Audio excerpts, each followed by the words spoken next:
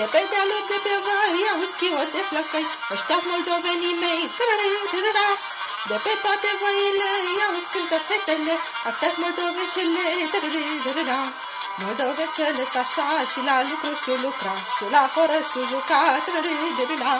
Că la începat dârlăi și chiui, vrei, dar nu le poți opri, trărărărăra.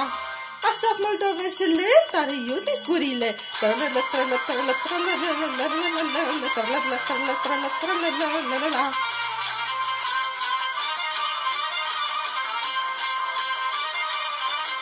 Toate furtă și tufu, se dea mula joc m-am dus, că la voi doar slugănuți, toate furtă singuria, eu cu fetele juca, și-o scârcar mi căuta, după scârcă mă-i lua și amândouă cânta ea, cu mine eu cu ea, trărărăra. De scriptare că-ți plătezi, e un joc moldovenesc, că nu știu dovedesc, trărărăra. Moldoveșii gura-i merge și pe scripcă o întrece,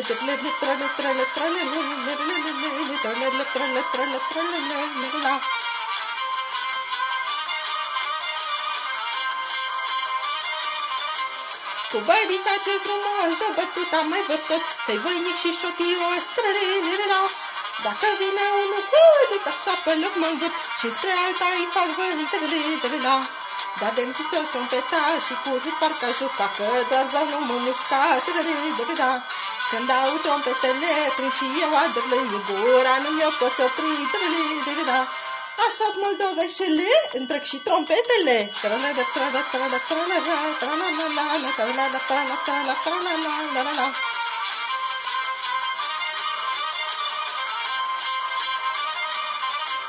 Ție vremea bună rea, când aui la joc tuba, locului nu mai posta, trălerăla.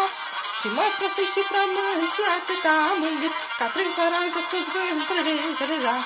Jocul fără toboșari, ca gatul fără par, și coptorul fără jar, trărărăra. Dar și eu doi apuca să văzut cu gura mea, toba în urmă o-i lăsa, trărărăra. Așa-s moldoveșele, zău întreg și tobele.